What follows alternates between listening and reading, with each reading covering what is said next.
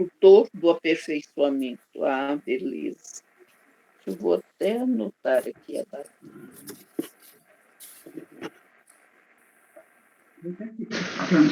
Então, vamos começar? Vamos. Vou pegar aqui um livro, Caminho, Verdade e Vida, para a gente fazer uma leitura, pode ser? Sim. Pode. Aí abriu aqui, caiu a lição 103, Estima do Mundo. Se chamaram Beelzebu ao pai de família, quanto mais aos seus domésticos. Está lá em Mateus 10, 25. Quem disse essas palavras foi Jesus. Se chamaram Beelzebu ao pai de família, quanto mais aos seus domésticos. Muitos discípulos do Evangelho existem, ciosos de suas predileções e pontos de vista no campo individual. Falsas concepções ensombram-lhes o olhar. Quase sempre se inquietam pelo reconhecimento público das virtudes que lhes exornam o caráter. Guardam o secreto propósito de obter a admiração de todos e sentem-se prejudicados se as autoridades transitórias do mundo não lhes conferem apreço. Agem esquecidos de que o reino de Deus não vem com aparência exterior. Não percebem que, por enquanto, somente os vultos destacados nas vanguardas financeiras ou políticas arvoram-se em detentores de prerrogativas terrestres. Senhores quase absolutos das homenagens pessoais e dos necrológios brilhantes. Os filhos do reino divino sobressaem raramente e, de modo geral, enchem o mundo de benefícios sem que o homem os veja. A afeição do que ocorre com o próprio Pai. Se Jesus foi chamado feiticeiro, crucificado como malfeitor e arrebatado de sua amorosa missão para o madeiro afrontoso, que não deve esperar seus aprendizes sinceros quando verdadeiramente devotados à sua causa?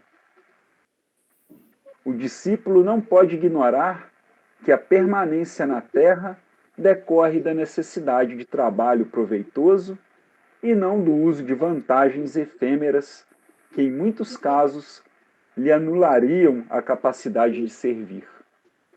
Se a força humana torturou o Cristo, não deixará de torturá-lo também. É ilógico disputar a estima de um mundo que mais será compelido a regenerar-se para obter a redenção. Esse aqui é o livro do Emmanuel, né? Caminho, Verdade e Vida. E esse foi a lição 103, a estima do mundo. Alguém gostaria de fazer a prece? Boa noite, pessoal. Desculpa o atraso. Boa noite, Pedro. Tudo bem? Boa noite. Boa noite. Quem chega por último faz a prece? Vai. Os últimos serão Pode os ser, ué. Então, pode fazer, Darcy. Oi. Pode? Eu cheguei primeiro. Você vai Vamos fazer? lá, então. Vamos iniciar. Vou fazer assim. É sempre bom a oportunidade de a gente estar fazendo a prece.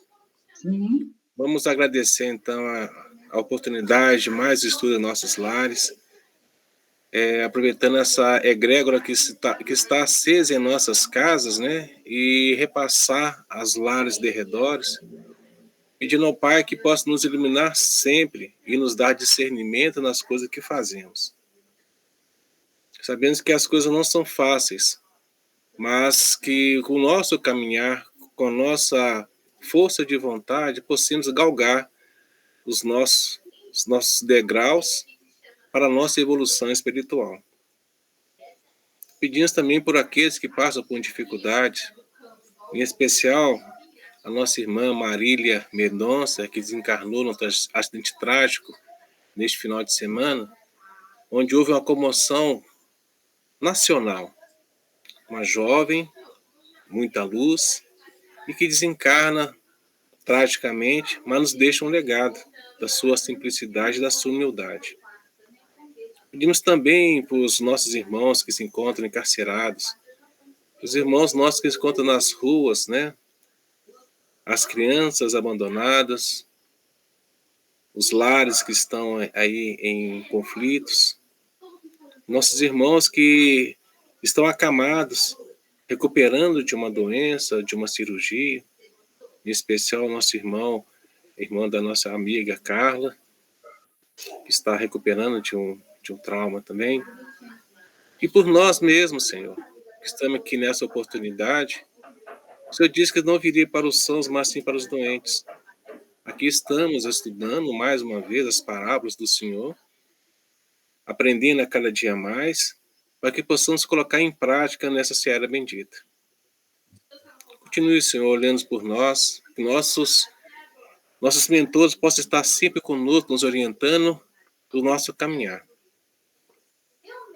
Pedimos também para que o descansar do nosso corpo físico desta noite, possamos ainda doar energias positivas para que sejam emanadas para a necessidade de atender aqueles que mais necessitam. Senhor Jesus esteja conosco hoje, agora e sempre. Que assim seja. Que assim seja, graças a Deus. Que assim seja. Graças a Deus. Bom, pessoal, eu perdi os últimos estudos, mas pelo que eu consegui ver aqui, a gente está estudando o roteiro 2, o Cego de Betsaida, né? E a gente já está lá no parágrafo: o trabalho é sempre instrutor do aperfeiçoamento, correto? Exatamente. Alguém gostaria de fazer a leitura ou eu posso seguir aqui? Vamos seguir. Diz que nós temos um leitor oficial, né? Ah, é? Sim. E esse leitor oficial, eu acho que parece que é Vitor, né? Pois é, o leitor oficial andou faltando. Não, você não faltou, não. Você estava em outra atividade. Pois é. Ele só estava ausente aqui, né? Pois é. Mas nós vamos lá. Então vamos lá. O trabalho é sempre instrutor do aperfeiçoamento. Em todos os lugares do vale humano, há recursos de ação e aprimoramento para quem deseja seguir adiante. Sirvamos em qualquer parte, de boa vontade, como ao Senhor e não às criaturas. E o Senhor nos conduzirá para os cimos da vida.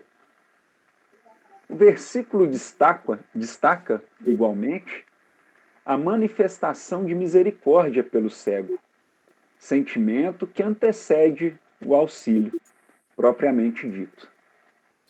Sabemos que a cegueira tem suas raízes nas ações pretéritas, em geral, desencadeada pela inércia, indiferença e desinteresse na prática do bem. A grande maioria das doenças tem a sua causa profunda na estrutura semimaterial do corpo perispiritual. Havendo o espírito agido erradamente, nesse ou naquele setor da experiência evolutiva, vinca o corpo espiritual com desequilíbrios ou distonias, que o predispõem à instalação de determinadas enfermidades, conforme o órgão atingido.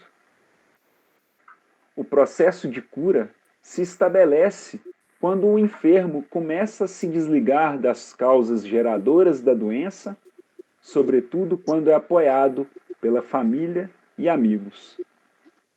A estratégia terapêutica utilizada por Jesus estabeleceu que de imediato era necessário afastar o cego dos seus problemas, da influência negativa do ambiente psíquico em que se encontrava mergulhado. Por esse motivo, abre aspas, levou-o para fora da aldeia, fecha aspas. O processo de cura comporta basicamente 3 etapas: renovação mental do doente, aplicação de recursos terapêuticos para eliminar a doença e o desenvolvimento de ações mantenedoras da saúde. Jesus promove a renovação mental do cego quando conduzido para fora da aldeia. Desvincula-o dos elementos perturbadores que lhe alimentavam a enfermidade.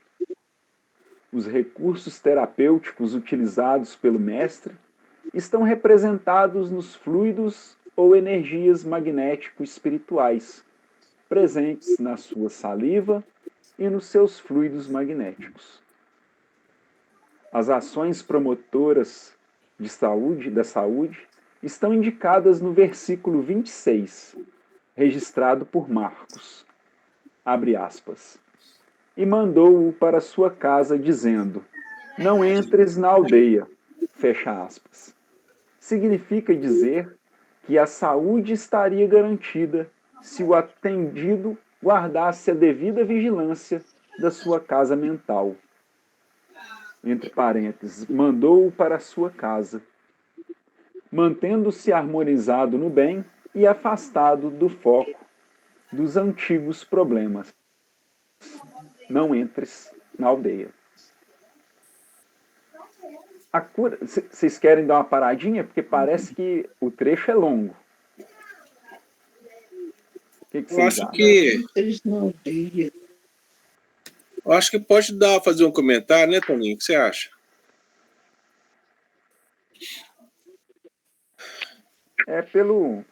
Pelo que vem mostrando aqui, né? Quando Jesus fez a cura do cego, né? Ele viu que aquela doença que ele tinha, né, com ele, que era a cegueira, no caso, era ocasionada não por uma falha orgânica, né, do corpo dele, mas sim dos problemas que ele carregava consigo próprio, né?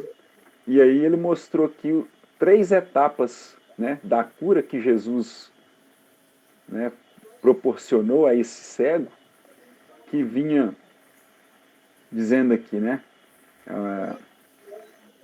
Cadê?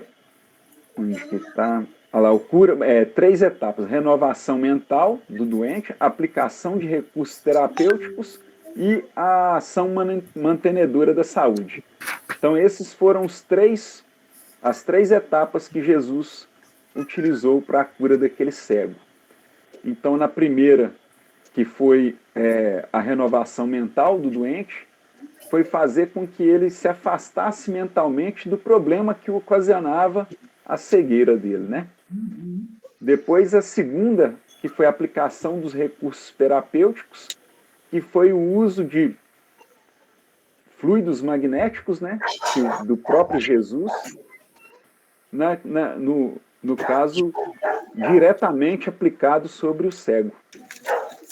E a terceira, que é a ação mantenedora da saúde, ele pediu para que esse cego não voltasse à aldeia, porque é ali que estava, né, o centro de seus problemas. Então, que era para ele se manter afastado desses problemas. Então, a gente vê aqui que Jesus já sabia que todos os problemas que nos ocorrem, né, de saúde, todos os problemas de saúde, nos ocorrem primeiramente no nosso corpo perispiritual, né?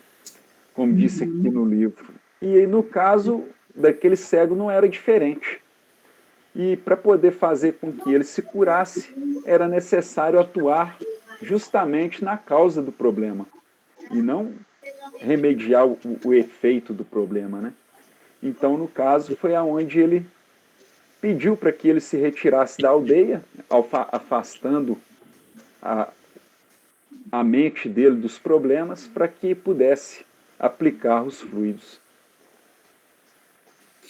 Ô Vitor, pois não. Quando se trata da condição para ele desligar das causas geradoras da doença, pede para que era o processo de cura, isso quer dizer que ele tinha que afastar de todos os problemas que ele tinha, até mesmo afastar da própria aldeia?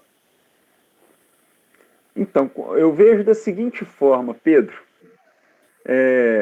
A gente, às vezes, né, fica atrelado a algum problema e fica remediando, tentando não querer resolvê-lo, né? E por muita dessa negligência nossa, é que nós passamos a ficar atordoados com isso. Ou seja, a gente sabe dos nossos deveres porque, afinal de contas, o nosso subconsciente tem conhecimento disso e que sabe que nós devemos fazer o que nós devemos fazer para resolvê-los. Só que o protelar de resolver esses problemas é que acaba nos afligindo o coração. Então eu vejo que assim, muito do nosso sentimento fica abalado porque nós sabemos como conduzir aquilo, mas não o fazemos, ou seja, estamos nos negligenciando. E acaba que isso faz com que o nosso corpo perispiritual, no caso o perispírito, ele começa a sofrer os danos dessas consequências através da perda de energia. E aí onde afeta os nossos chakras, né? E aí onde vem a afetar um determinado órgão, dependendo daquele local em que o chakra que mais afetado se encontra, né? Então é tudo um processo que podemos dizer assim, energético, né? Pelo menos foi isso que eu entendi lendo outras literaturas, sabe? Agora, podem ter outras opiniões aí no grupo, se alguém tiver algum conhecimento de algum outro tipo de causa que pode levar a doenças, né? Porque é sabido, né, que a questão das doenças, de uma certa forma, muitas vezes somos nós que a produzimos, né? Ou ela vai ser pela nossa negatividade, pela nossa falta de conhecimento, e também de vidas pregressas que você tem a questão da oportunidade de estar fazendo esse resgate através delas. E esse Sim. caso aqui, por exemplo, a gente traz a questão do cego, a gente vê uma certa semelhança com a questão do paralítico. A gente analisando, né, está na mesma sintonia, né, de que alguém leva o cego da mesma forma que alguém leva o paralítico. E ali Sim. tem essa oportunidade de tanto quem os levam na questão de aprendizado, de merecimento. Então nós temos essa condição de... Ô Pedro, pode terminar seu raciocínio, depois eu vou fazer a leitura dessa mensagem que eu recebi aqui. Ah, tá.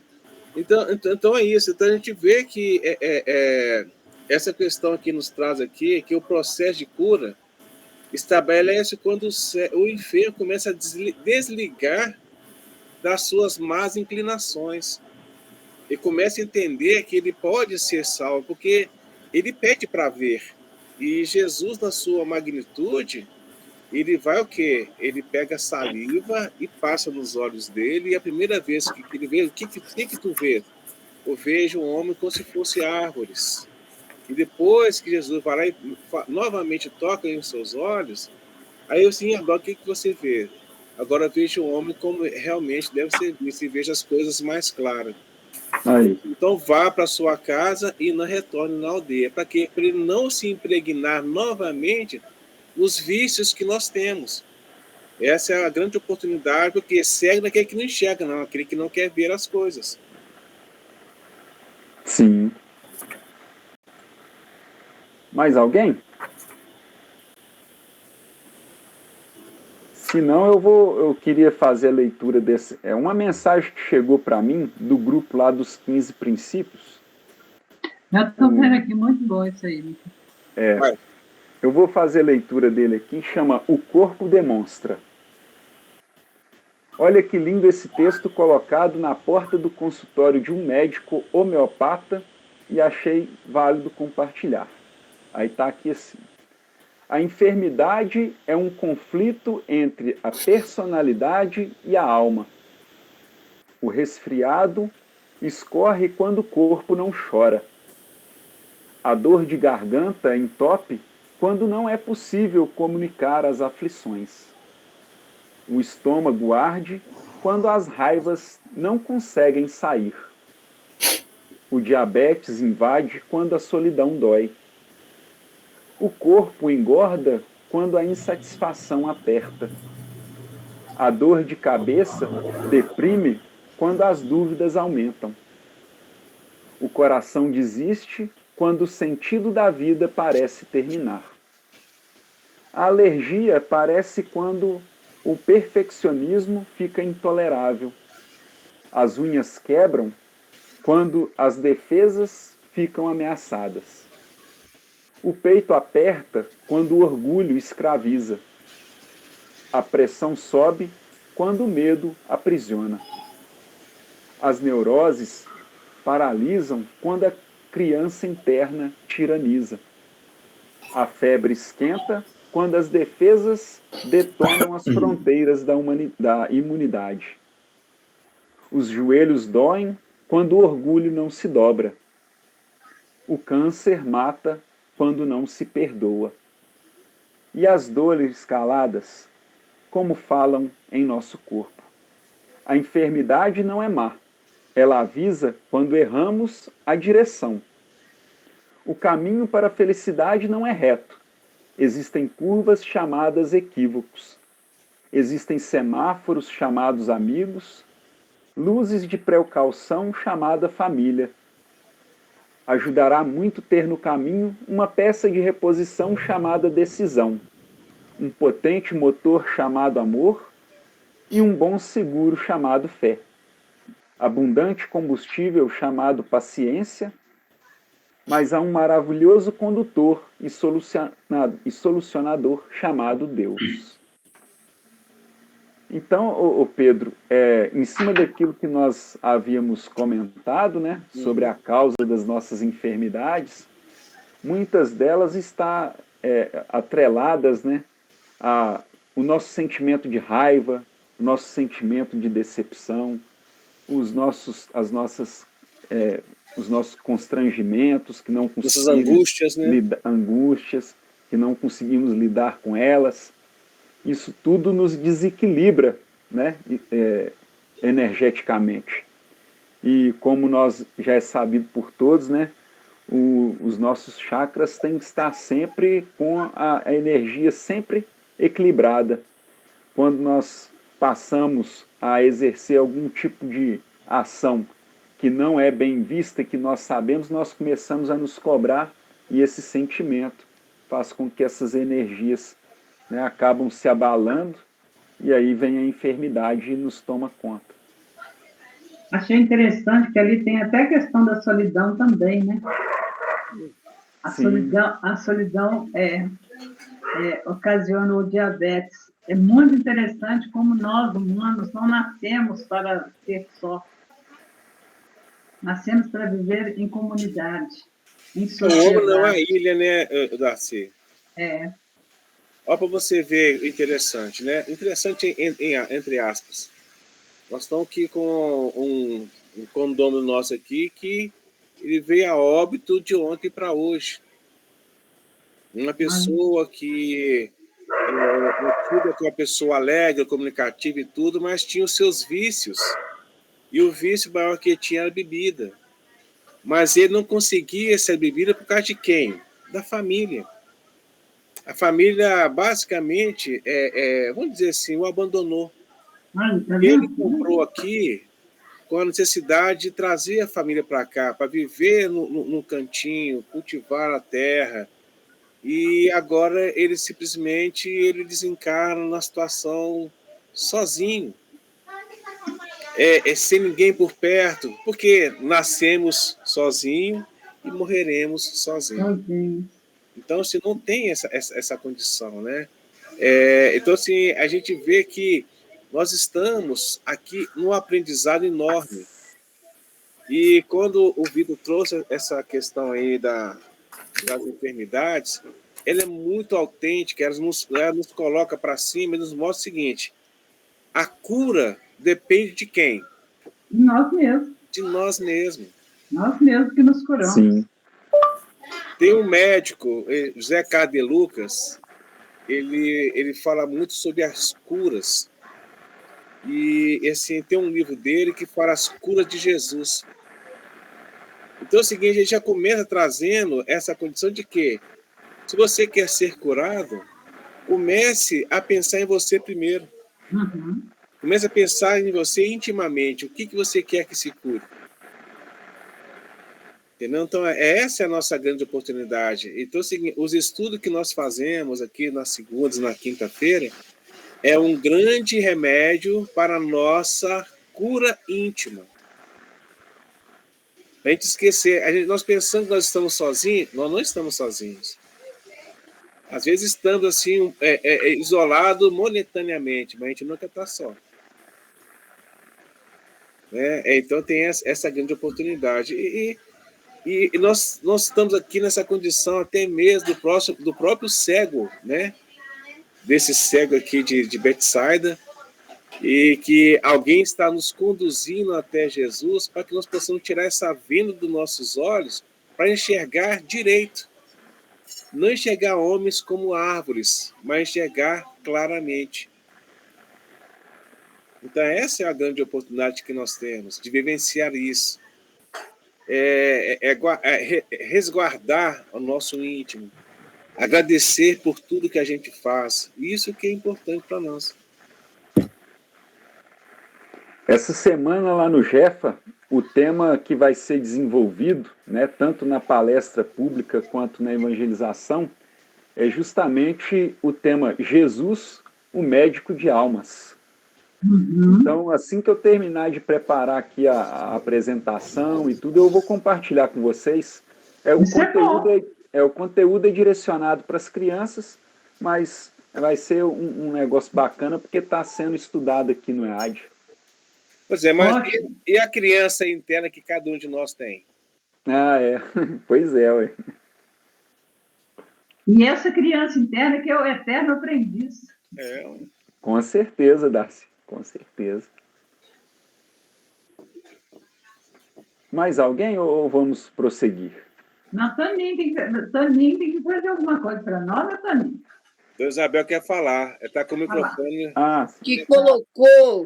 Que colocou esse texto na porta de um consultório. E ele fez uma análise desse texto. Eu tenho o livro em que tem esse texto. Nós participamos, algum tempo atrás, de uma palestra do José Carlos de Lucas, aonde ele ia, num centro aqui de Belo Horizonte, eu não lembro o nome do centro, onde ele ia fazer o lançamento de um livro. E eu comprei o livro que ele ia lançar. Agora, esse sobre o texto que foi lido aí é muito interessante, porque a gente já tinha feito um estudo utilizando esse texto lá no Jefa. Eu tenho o livro e eu tenho quase todos os livros do José Carlos de Lucas, porque eu gosto muito. É muito interessante. Eu devo ter vários. Se tiver. Depois você posta para nós, Vitor, essa mensagem que você trouxe para a gente. Sim, eu vou mandar lá no grupo. Reflexionar. Sim. Eu não sei onde que está, agora está escondido aqui atrás, porque eu fiz uma mudança aqui, né? Na estante. Mas muito interessante essa aí.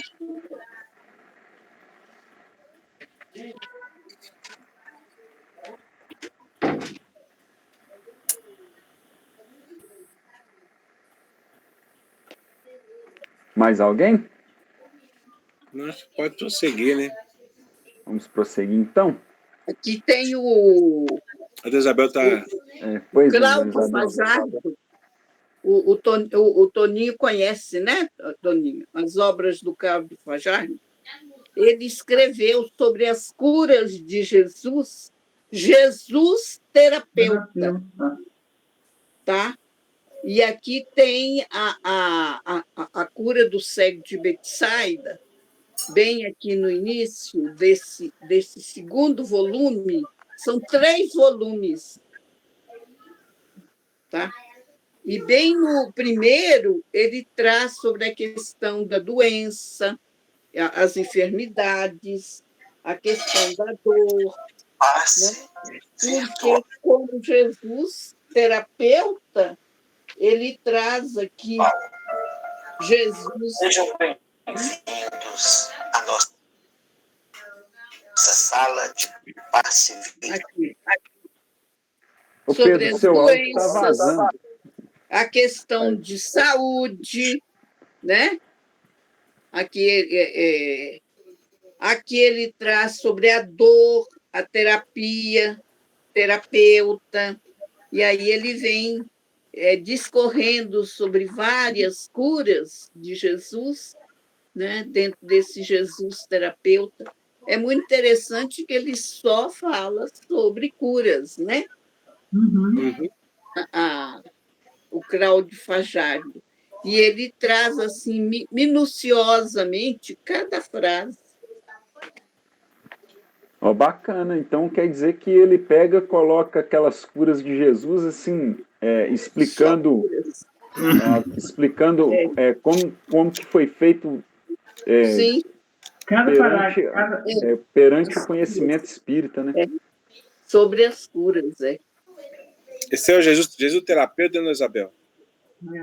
Jesus terapeuta. Está aqui, ó. Jesus, aqui, ó. Jesus terapeuta. Esse é o volume 2? Esse aqui é o volume 2. Volume 2. Esse aqui é o primeiro, onde ele faz a introdução sobre a questão de saúde, dor, né? Terapias, e sobre Jesus. E ainda tem o terceiro, que eu não sei nem onde o bendito está. Está aí no meio desses livros. E aqui ele traz sobre essa questão aí do cego, né? Que a cegueira é uma provação terrível, impede ao homem um dos mais significativos sentidos, né? Aí ele traz um cego, não importa qual, pois muitos são os que não enxergam, né? E as fases, né, da cura. E a nossa cura íntima, ela também passa por degraus. Porque aqui, primeiro, Jesus, quando impôs a mão, ele via, como foi falado aí pelo Vitor, o Pedro, que ele via a primeira visão dele ainda estava no material, ainda estava terra a terra. Depois, Jesus mostrando que a nossa cura ela deve ser do corpo e do espírito, que nós devemos procurar, porque ninguém quer ficar doente. Então, aí, pondo a mão pela segunda vez, que seria a perseverança nossa diante, né, às vezes, de um problema do corpo, uma enfermidade, aí a mudança dele, que ele subiu a sua vibração, quer dizer, melhorou a sua condição emocional, né, espiritual, tal, e ele, então, via ao longe e claramente, viu? Então, é o momento em que nós começamos a sair do terra-terra, já buscando a nossa mudança, nossa transformação. E, com isso, nós também vamos ser beneficiados no nosso corpo físico, porque a nossa mente muda, as nossas atitudes, né? O nosso pensamento, e isso tudo a gente sabe que influencia. É lindo, eu sempre adorei essa parábola. Tá tudo ligado, né, dona Isabel? Ela é muito rica, porque às vezes você faz a interpretação só assim mais literalmente, mas quando ela entra no mais profundamente, a gente vai ver o quanto ela é ampla.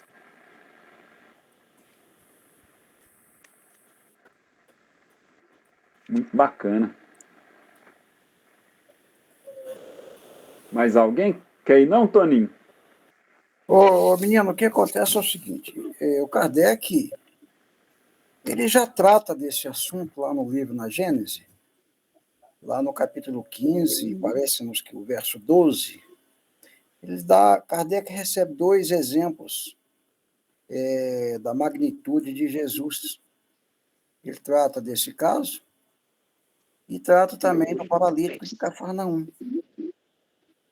E o mais interessante de tudo isso, que ele recebe dos Espíritos a aprovação e a confirmação de que ele, no caso, quando ele fala que seus pecados estão perdoados, né, etc. e tal, ele retrata, embasado na força e no merecimento que ele tinha do Criador, de sanar os males a partir daquele instante a um ponto para regresso de todas as suas situações. Nós já lemos isso aí. Na semana passada você não estava presente, mas a menina aí deu aí que não é fácil apartar-se do mal. Eu estou lendo esse livro nosso. Consubstanciado nos números de nossa alma através de consecutivas reencarnações. E é muito difícil praticar o bem dentro das nocivas paixões pessoais que nos empolgam a personalidade, cabendo-nos ainda reconhecer que, se nos conservamos envolvidos na túnica pesada de nossos velhos caprichos, é impossível buscar a paz e segui-la. Então, nós vimos que isso aí é uma realidade, não tem mistério nenhum. Se você quiser botar aí, só para confirmar, você pode ir aí, né, Gênesis capítulo 15, o verso 15, que os Espíritos atestam de todas as formas que Jesus operava desse jeito. Certo. Veja, uma coisa muito interessante também que eu passei a analisar e cheguei quase com uma conclusão, que se embasado nessa situação que você, como eu disse, que é atestado a Kardec pelos Espíritos de ordem superior no verso 15 do capítulo 15, da Gênesis, que possivelmente, eu estou até admitindo isso, esse homem passou a enxergar, sim. E hoje, eu revendo tudo isso, eu acho que, embasado naquele colírio, que foram, né? Como é que chama? O cuspe, não é? Saliva. A saliva de Jesus, esse homem possivelmente passou a enxergar. Como o paralítico de Cafarnaum endireitou o corpo e passou a andar. Porque se ele trabalha no campo espiritual, apagando todos esses males, a partir dali até o passado, os seus erros, então é possível isso. E o que me faz ver essa situação? Que se nós formos analisar, ele poderia também, embasado na força ou então no merecimento que ele tinha do Criador, como nós sabemos, até dentro do campo de todas as suas formas mediúnicas, ou dentro da mediunidade da qual ele tinha todas as suas formas aplicativas, e mais até do que nós imaginamos, que ele poderia fazer com que aquilo se fizesse, que uma cegueira se fizesse presente de imediato. Podemos lembrar Paulo ou Saulo a caminho de Damasco. Também. E a partir dali, não é isso mesmo? Que a partir dali, ele, no caso de Saulo especificamente, que é levado lá, como nós sabemos da história, lá para Damasco, a rua da direita, e ele pede lá um daqueles dos seus discípulos lá, que está dentro do campo dos 72 lá, que eu esqueci o nome dele, é o Ananias. É isso mesmo, não? Ananias. É o homem lá que deu o passe nele lá. É Ananias. Então, é esse aí. Então, nós vimos aí que ele, ainda assim, ele deu, outorgou aquele caminheiro, né, a responsabilidade de tirar, partindo por dois prismas. Um do prisma material, que seria essa cegueira, dando ele a oportunidade que, através da extensão das mãos, da imposição das mãos pelo passo como queira, que aquelas chamadas escamas caíssem, dessa possível cegueira material. Mas, por um outro lado, também, por um outro prisma aí, de que, através das imposições, que o arrependimento ou uma nova vida, como foi desse elemento aí, passasse a surgir na vida de Saulo. E que essa cegueira dele seria tanto todos os apetrechos, embora imputada naquele momento ali, por 3 dias, presumo eu, mas que todo o passado delituoso dele também, Jesus havia perdoado ele, uma vez que ele era qualificado como vaso prometido. Ele tinha autorização para isso, né, Toninho? Oi? Jesus tinha essa autoridade, né, essa autorização para fazer isso. Isso aí ele tinha, tanto quanto ele integra todos os seus apóstolos, né? Vamos repetir aqui, que já lemos aqui, não sei se foi nas aulas de segunda, nossa, da de quinta, lá o ato de João, né?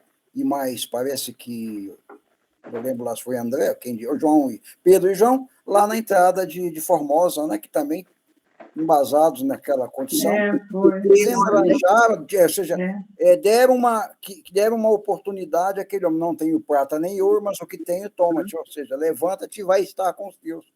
Então, o que nós vimos aí? Uma coisa muito interessante, que na semana passada, parece que você não estava aí, mas nós chegamos a comentar, que são essas duas, que para mim são segredos, que abrem e fecham todo esse estudo, que são as palavras que ele cita aqui como aldeia, né? Aldeia ou aldeia e casa, né? Aldeia e casa, né? Sim. Por que ele fala também para Saulo, intimamente para que Saulo buscasse o seu refúgio natural, para que ele pudesse não estar aldeado, ou seja, no meio daqueles que poderiam mudar ou deixá-lo em dúvida das suas propostas, né? Não sei se vocês entenderam isso. Tanto que Saulo vai estar em retiro durante algum tempo. Ele se afasta, né? Hã? Ele se afasta, né, de tudo. Exato. Né? Ele vai para a sua intimidade. Né? É como se ele estivesse sendo afastado da aldeia, o caso do cego. Exatamente, é a mesma coisa.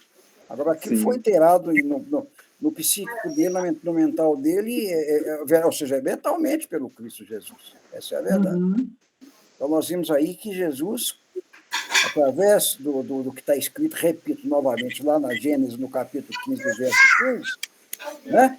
Nós vemos aí que isso aí tem interesse, ou seja, macula-se, ou como queiram, vem de vidas passadas, e Jesus tinha autoridade para passar uma borracha em toda essa magnitude de fatos negativos aí.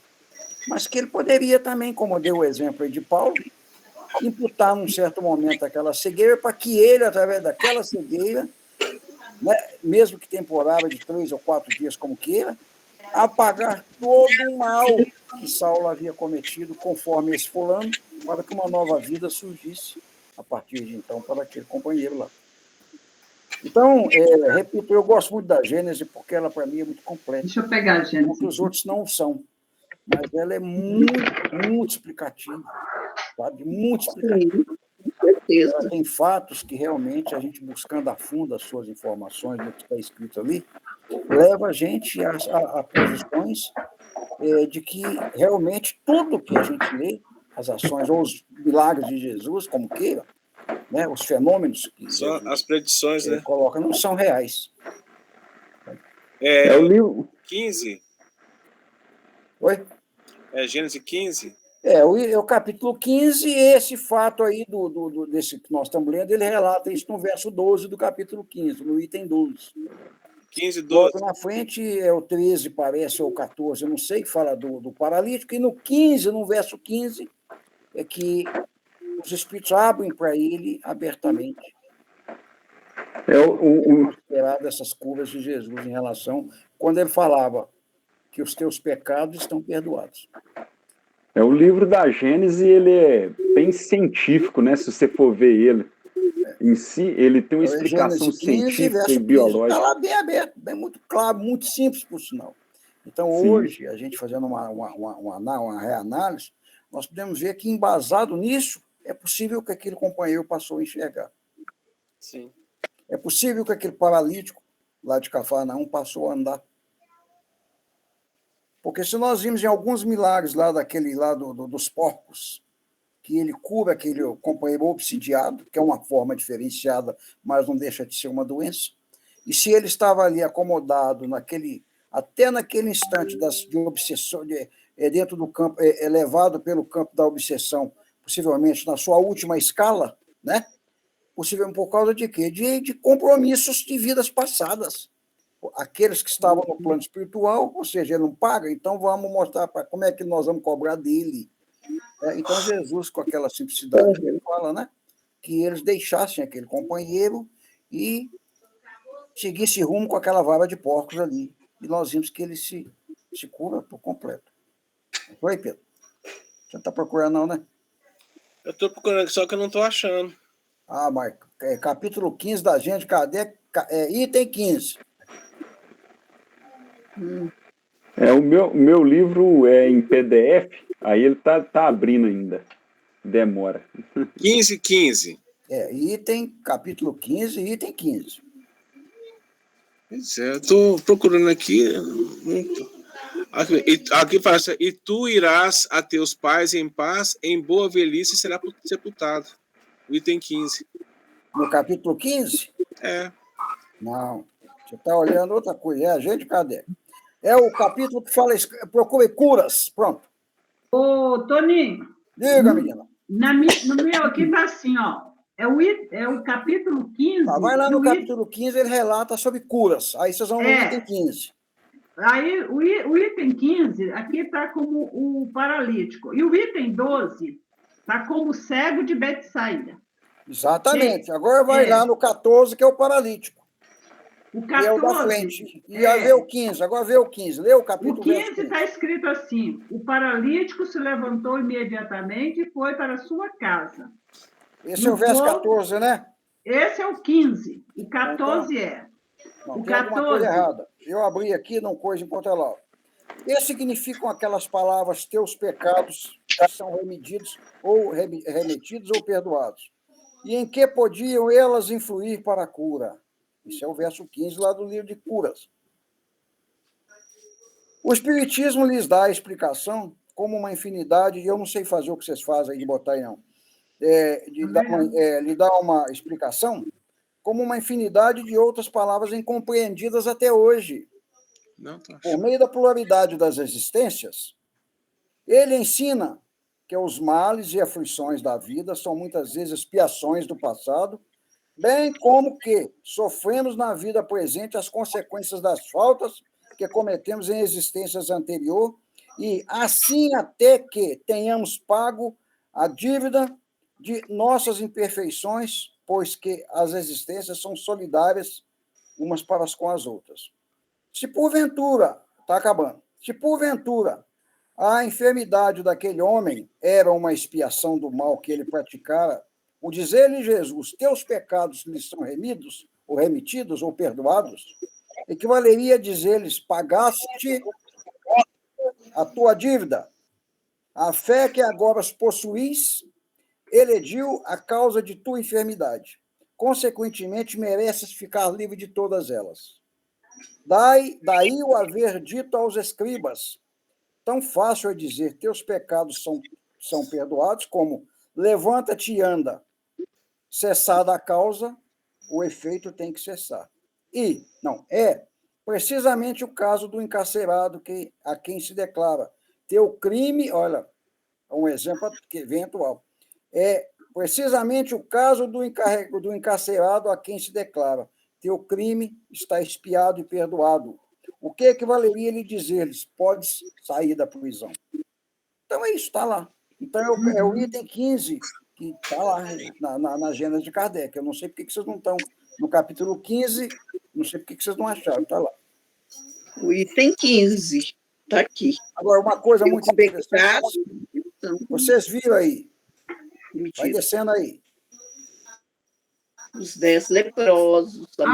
O meu também vai está aí, descendo tem 12. Esse aí, vai descendo aí. Os A leprosos, mulher vocês. curvada, o paralítico da piscina. E o Aqui é área paralítico. E o cego de Betsaida. Olha aí, está aí, Está aí. no 12. Você poderiam significar essas palavras, os pecados são remidos, está aí. Tá. É o que eu li agora. Exatamente isso. Está aí, O eu quero cego li agora. de nascença. Olha lá embaixo, lá, que valeria esse, faz, isso aqui é o da prisão. E isso é uma coisa muito interessante, embasado, eu acho, até embasado, ou juntado nessa situação de Jesus aí, que ele dá uma oportunidade a não só ao cego, não só ao paralítico, não só esses leprosos aí, ele dá naquilo que lhe é facultado pelo Criador, que é cessar todos os males e dar a ele novos passos, ou seja, um novo passo, uma nova vida a partir de então. Então, se aquele homem, a partir dali, erra novamente, ele se reincursa numa situação. Ele começa novamente dentro de um campo da negatividade. Assim como o final aí que lê, sobe aí, menino. Sobe de quem aí? Olha lá. Não é no 15 mesmo, você está aí descendo, é subir. Aí descer, verdade, 10, vai descendo, no 15 aí, onde nós estávamos lendo aí. Olha o final lá. Vai, desce mais aí. Aí, ó. Aí. Podeis sair da prisão, um exemplo que foi dado dentro de um conceito atual. O que quer dizer? Que todo aquele, por qualquer que seja o seu crime, que pela lei do homem, que ele é imputado, boa noite, dona Helena, que ele é imputado, digamos assim, 30 anos de cadeia por um crime disso, um crime daquilo, quaisquer que sejam os horrores, se ele pagou aquilo ali, embasado naquilo ali, pela lei do homem, ele está livre. Agora, está livre numa condição, que a partir dali, se ele não andar correto, qualquer desvio dele, ele volta para a cadeia. Volta a mesma situação. Ele volta para a cadeia de novo.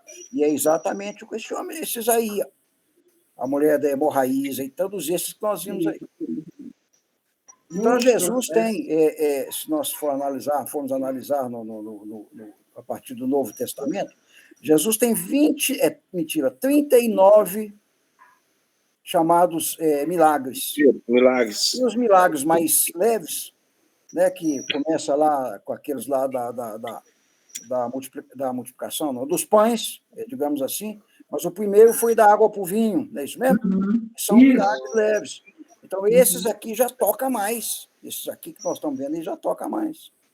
Então, nós vimos aí que os espíritos que consorciaram Kardec nessa obra, né, mostram verdadeiramente que Jesus aí estava dando ele uma nova oportunidade. Olha, eu afirmo e dou todo o crédito do que está escrito aí, porque com Saulo foi assim.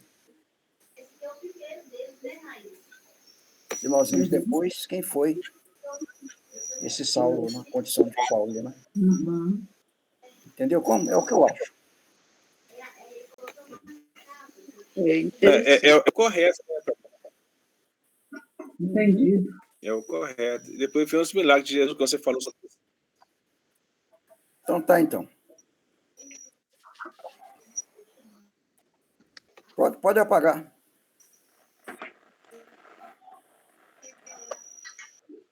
Ô, menino, pode apagar, querendo. É o Pedro que está apresentando. Ah, desculpa. Okay. Desculpa. Querendo, pode apagar, Pedro. talento aqui.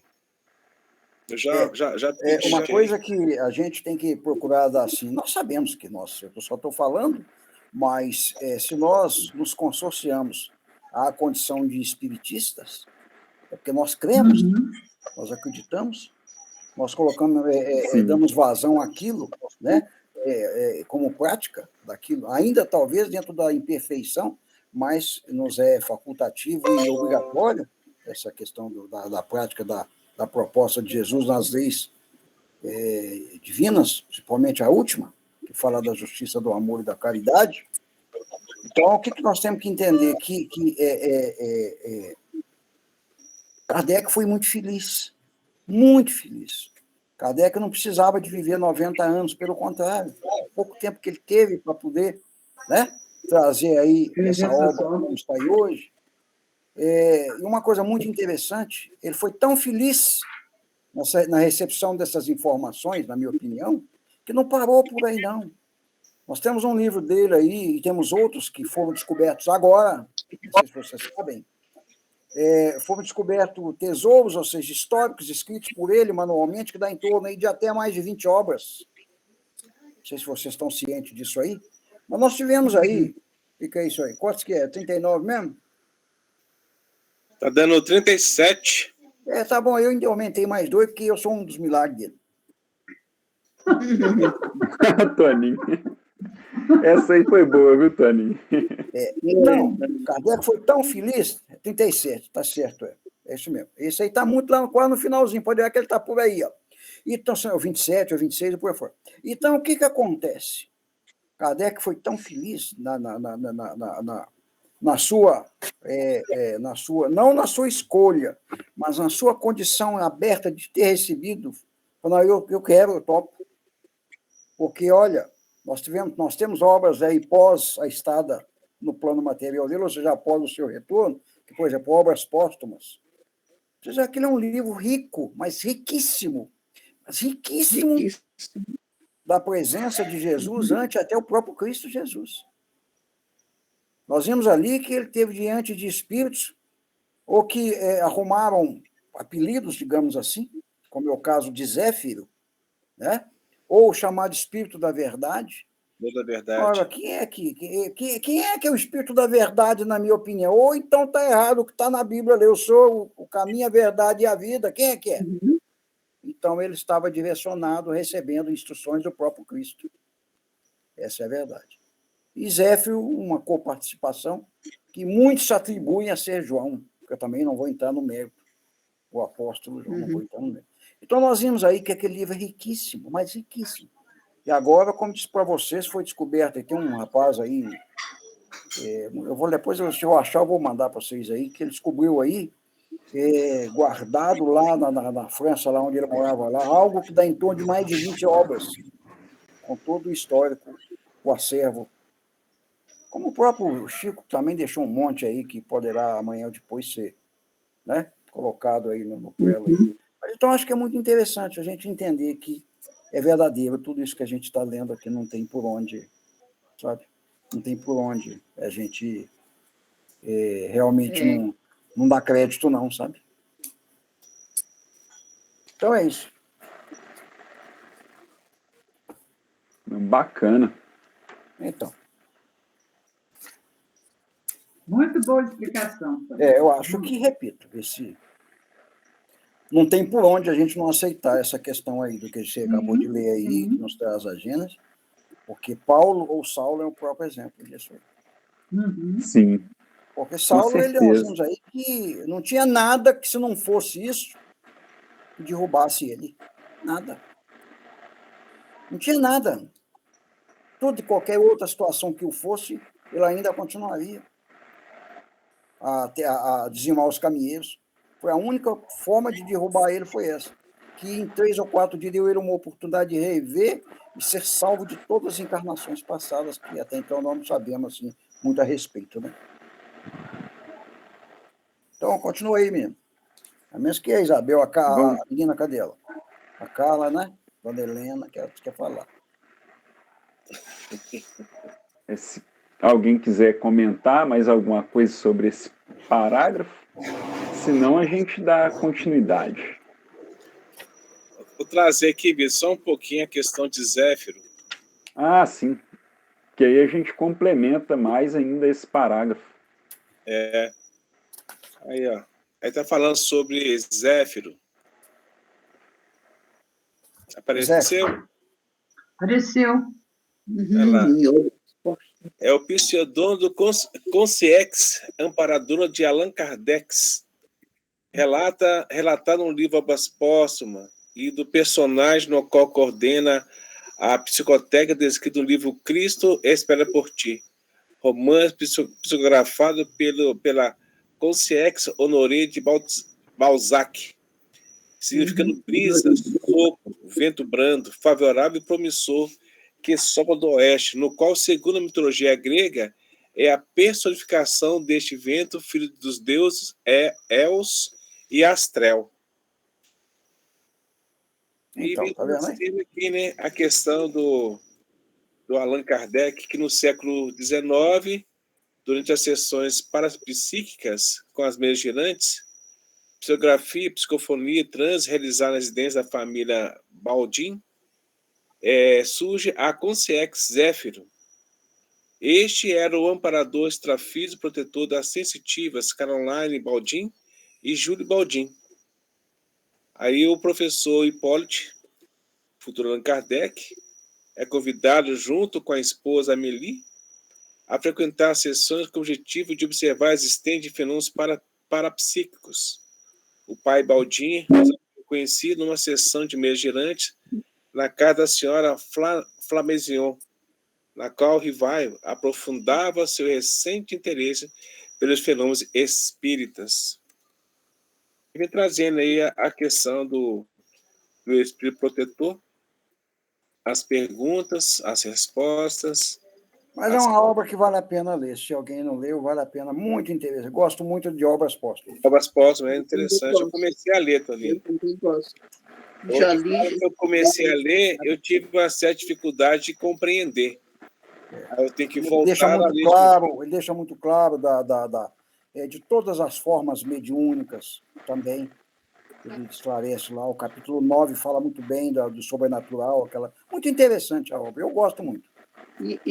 Toninho, e fala também do momento que nós estamos vivendo agora. Sim, não só ele, isso aí está em todas as obras. A própria Gênesis, o capítulo 8, o início dela relata muito do que nós estamos passando. No Obras Póstumas. Embora eu acho que, verdadeiramente, quem mais destaca as questões futuristas, eu volto a dizer, Daniel. Não vou mentir para ninguém. Daniel, se a gente sentar e debruçar, que a gente vai ver que ele é muito atual, sabe? Se vocês pegarem o capítulo 8, vocês vão ver lá que ele retrata abertamente, como eu já disse aqui, o caso das Torres Gêmeas, de formas assim, sem vírgulas no lugar errado. Até ele deixa bem claro que até uma das Torres Gêmeas tinha 1,75 m a mais do que a outra, para que, no campo de hoje, ela não atrapalhasse os fluidos, ou seja, impedisse as ondas de que aquelas antenas, etc. e tal, viessem a atrapalhar uma a outra. Até isso ele deixa claro lá no livro do capítulo 8. Fala do Tanto é que Emmanuel traz no livro A Caminho da Luz falando sobre Daniel. Mas tá, você vê. Então, Daniel é fantástico. Sobre toda aquele sonho que ele teve daquele, né? Só vocês lêem o capítulo 8, lá que fala dos olhos, e põe a fora. Depois aí vocês viram. E nós paramos aonde, hein, menino? Nós paramos no... Isso, a cura da cegueira surge como mera possibilidade. Está na página 199 no meu, que é o mais antigo. Então, nós vamos ler ainda? Vamos, ainda tem um prazo. Vamos, ainda dá tempo ainda. Então, vamos lá. A cura da cegueira surge como mera possibilidade quando o cego se apoia na benevolência de amigos, os quais, por sua vez, o conduzem até Jesus. Somente com o mestre a cura se concretiza. Este processo, desejo de ser curado, apoio de benfeitores, encaminhamento a Jesus, permite ao enfermo compreender que as ações individuais, por menores que sejam, repercutem na própria existência, sendo, pois, necessário desenvolver a capacidade de se fazer escolhas sensatas. Neste sentido, sabemos que ninguém pode servir a dois senhores, porque ou há de odiar um e amar outro, ou se dedicará um e desprezará outro. Não se pode servir a Deus e a Mamon. Está lá em Mateus, no capítulo 6, no versículo 24. Mamon representa as paixões inferiores e as coisas materiais supérfluas que, pelo fascínio que exercem sobre as criaturas, podem arrastá-las a grandes desarmonias espirituais e a quedas morais significativas. Por isso que Jesus fala com Pedro lá sobre a edificação do seu templo. Ele dá o exemplo disso aí. É o chamado negativismo. Ele deixa claro. Que se ele construir sobre a rocha sólida, nós sabemos o que é isso aí, né? Ela prosperirá. Caso contrário, no terreno arenoso, que nós sabemos que são as nossas dúvidas, os nossos deslizes, ele vai ruir. É isso que está dizendo aqui, na minha opinião. Essa questão de servir a dois deuses. Tá? De uma forma diferente, mas é o que está dizendo aí. Você vê o quanto o materialismo... Vê o quanto o materialismo influi no nosso ser, né? Mas nós somos materialistas. Nós não estaríamos. Sim. Vamos lá? Então, vamos prosseguir aqui. Assim, a saída da aldeia, propiciada por Jesus, apresenta também outro significado. Coloca o doente no rumo do bem, a serviço de Deus, dando condições ao seu espírito de acessar outro campo de vibrações, de valores substancialmente diferentes, favoráveis à neutralização do mal. Trazendo a lição para o campo das nossas cogitações íntimas, percebemos que por muito tempo estivemos prisioneiros de hábitos infelizes e de viciações, antes do entendimento espírita surgir em nossa vida. Isso nos faz refletir o quanto é importante investir na aquisição de valores morais, desenvolvendo virtudes e combatendo o mal. Este processo de mudança pode ser favorecido pelas práticas espíritas, simples, mas eficientes, tais como reuniões evangélico-doutrinárias, de estudo, trabalho de assistência e promoção social, de atendimento aos necessitados, encarnados ou desencarnados. São frentes de trabalho que nos fazem manter a mente atenta em interesses edificantes e que nos desvincula de antigas conexões geradoras de desconforto espiritual.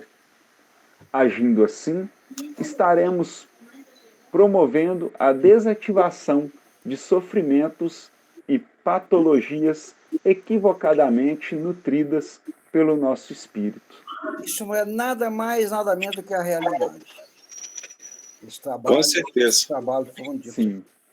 Principalmente o que se diz respeito à visita aos enfermos. Todos eles, do modo geral, a campanha do quilo, que, na minha opinião, é algo assim devastador em relação aos nossos acúmulos, né, grandes em números e um monte de erros. A campanha do quilo é algo maravilhoso. Ela sela, eu qualifico a campanha do quilo como o mesmo caso lá que fala que quando o homem lá impôs as mãos lá em Saulo, essas chamadas escamas caíram. Eu, quando fui levado só rapidamente para o Bezerra de Menezes pelos meus pais, muito pequeno, meus pais, nós somos espíritas, minha família de 3 gerações passadas, tem obras aqui de mais de 100 anos, que eram dos pais dos meus pais, as obras, as 5 obras, por exemplo, eu vou inclusive doar para a União, para a Federação Espírita, e Na campanha do quilo, dia de domingo, eu fazia hora lá no portão da minha casa, ou às vezes eu falava que ia a pé, para chegar lá e já tinha saído. De vergonha, que eu não minto para vocês que eu tinha. Aí chegou um dia que eu quebrei a cara, porque todos eles fizeram as orações lá, mais de 30 pessoas, 40 pessoas, e ao invés de eles ir direto lá para a campanha, eles foram lá na minha casa me buscar. Falaram, nós viemos te buscar aqui hoje, se eu não chegar atrasado, acabou.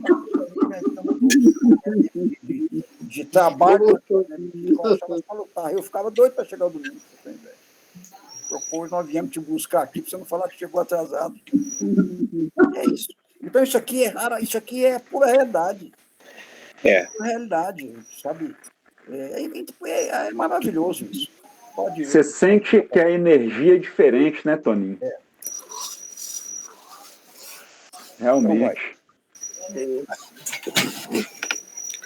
Ô, gente. Pois não.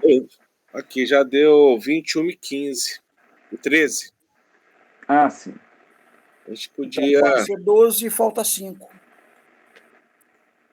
É porque. A gente pode até 15. Dá para ler mais um pedaço, não dá não? Ou vamos parar, né? 6. Vamos. Vai começar aí o texto de Marcos? A gente para no texto de Marcos. O texto de Marcos mostra que Jesus. Ok, obrigada. Hoje 8, 7, 15. Eu não sei nem onde caiu o meu lápis. A gente interrompe por aqui. Então, isso que você leu aí, ô menino, é a mais pura realidade. Verdade. Sabe? E nada como você trabalhar em benefício do seu próximo. Eu, na semana passada, eu falei aí daquela cozinha lá da sopa de sal. Era algo maravilhoso, como é até hoje. Se está parado, vai voltar a ser, lá não só do Francisco de Assis. Eu já contei para vocês o caso lá no Luz e Humildade, lá que de madrugada nós paramos lá, o elemento, né? Que nós primeiro dessemos um maná da esposa dele, que era a oração. Eu já contei o caso para vocês do mendigo. E por aí vai, é algo maravilhoso. Então, isso é quebra de paradigma, sabe? Eu acho que é por aí que começa a se observar verdadeiramente que o caminho foi encontrado. Com certeza. Então é isso. Nós interrompemos então por hoje, né, nesse texto de Marcos, para a gente dar continuidade na próxima segunda. E quem por nós faz a prece de encerramento, de interrupção, e depois vamos fazer o passe virtual. Eu faço por nós. Vamos lá? Então vamos. Vamos elevar o nosso pensamento à espiritualidade amiga que está sempre conosco, né? Nos amparando, nos intuindo, e agradecer a ela por este momento de estudo, no qual nos trouxe tantos esclarecimentos com relação às curas de Jesus, fatos que nos colocaram em mente o quão complexo é a espiritualidade e o quão trabalhoso é para os espíritos mantermos nós aqui na Terra como encarnados nessa condição de aprendizes, para que possamos absorver o máximo de conhecimento possível aqui nessa Terra, que é a nossa escola. Por isso, estamos muito agradecidos por todas as oportunidades e por todo esse trabalho que a espiritualidade vem realizando por nós e para o nosso progresso. E é com essa oração de agradecimento que pedimos permissão para a interrupção do nosso estudo da noite. Estejam sempre conosco, hoje, agora e para todos sempre. Que assim seja, graças a Deus. Que assim seja, graças a Deus.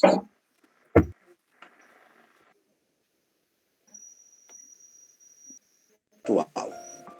A partir desse instante, você estará junto com nossa equipe de mentores espirituais, Bezerra de Menezes.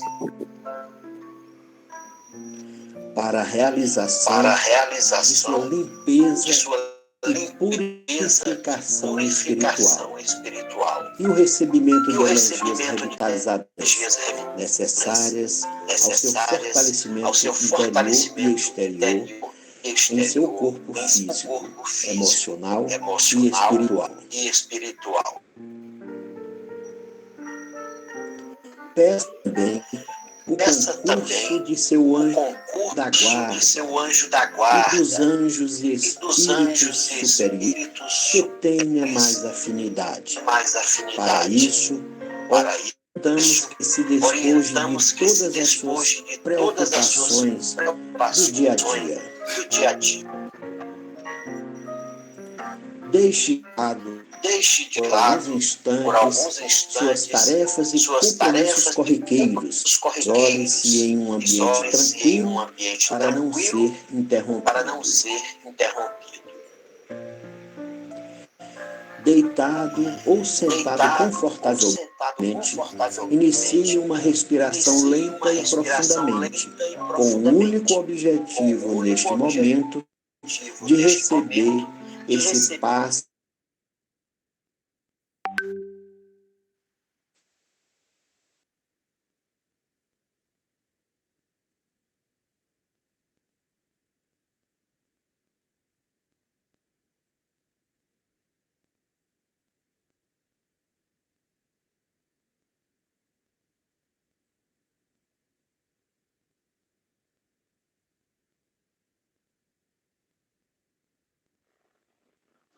Ô Pedro, para mim parou o som. Para mim também. Não sei se para os outros.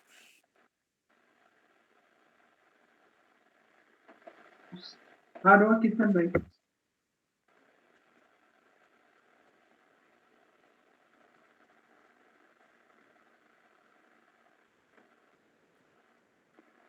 Parou mesmo. Pedro, seu microfone está desativado.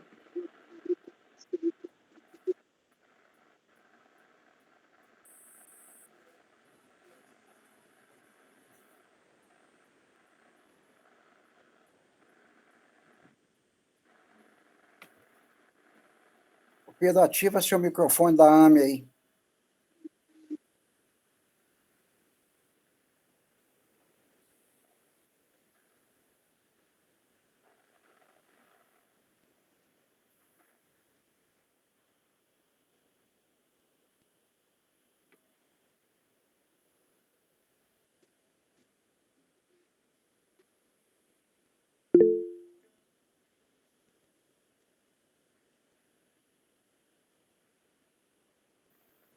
Tenta descompartilhar a tela, ô Pedro, e compartilhar novamente. Às vezes seja isso que está impedindo.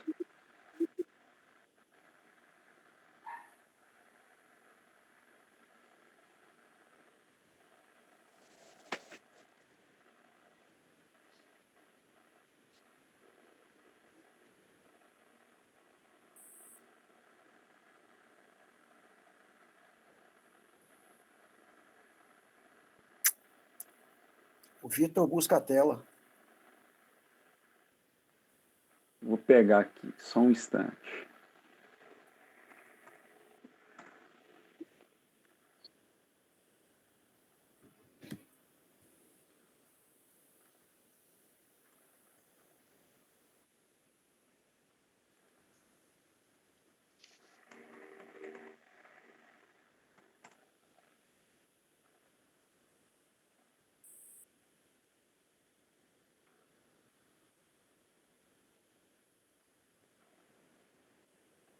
O que tem aqui é de 7 minutos. Vai dar prazo, não vai? Vai. Vai dar em cima.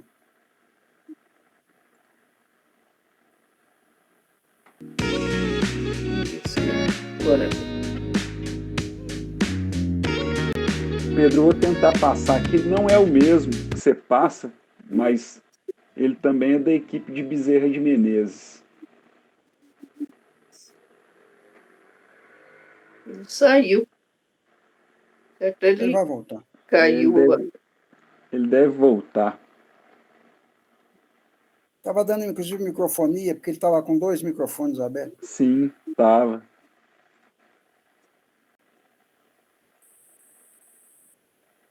virtual. A equipe espiritual Bezerra de Menezes convida a você, irmão, Estão e a escutando? você, irmã, a realizar conosco, neste momento, o passe virtual para o refazimento do seu equilíbrio e o seu fortalecimento espiritual. O passe virtual é indicado a todos, pelo menos uma vez por semana, podendo também ser realizado a qualquer momento em que você encontrar-se em desequilíbrio ou precisando reagir com força interior a situações conflituosas do dia a dia. E principalmente, sempre que você se sentir enfraquecido fisicamente, emocionalmente ou espiritualmente. Sempre de forma respeitosa, de preferência, pedindo a ajuda do seu guia espiritual e dos espíritos luminosos que tiver mais afinidade. Agindo assim, tenha certeza que a espiritualidade amiga sempre estará acompanhando junto, a qualquer momento que você fizer o passe, contribuindo com os fluidos divinos e com as energias renovadoras. Na hora do passe, recolha-se a um ambiente tranquilo, respire com calma e profundamente, libertando-se nesse momento de todos os pensamentos do dia a dia, concentrando-se e meditando apenas na intenção espiritual do seu refazimento. Iniciemos o passe orando com Jesus Cristo. Pai nosso que estais no céu, santificado seja o vosso nome. Venha a nós o vosso reino. Seja feita a vossa vontade, assim na terra como no céu. O pão nosso de cada dia nos dai hoje. Perdoai as nossas ofensas, assim como nós perdoamos a quem nos tem ofendido. E não nos deixei cair em tentação, mas livrai-nos do mal. Amém. Nesse momento de profundo recolhimento interior, peça ao Cristo Jesus e à espiritualidade superior que ajude-o no processo de refazimento espiritual. Deus, meu Pai, retire da minha mente todos os pensamentos negativos que estejam, de alguma forma, alimentando a minha negatividade. Que todos os pensamentos inferiores, como a inveja, a vingança, a mágoa, o rancor e os pensamentos morais menos dignos, sejam desalojados de minha mente um a um e se desprendam como fumaça e evaporem no ar, libertando-me deles para sempre. Senhor, que todos os sentimentos negativos que impregnam meu coração, como a tristeza, a ansiedade, a depressão, a falta de amor próprio, o egoísmo, o sentimento de culpa, as decepções, as descrenças e todos os instintos inferiores e indignos também saiam do meu coração, evaporando no universo e se perdendo para sempre. Pai, que todas as enfermidades alojadas no meu corpo e na minha alma possam receber a poderosa influência curativa da espiritualidade superior para iniciar o processo de tratamento e cura, deixando o meu ser e evaporando-se no ar pela vontade de Cristo e conforme o meu merecimento, saindo do meu corpo e da minha alma para nunca mais voltar.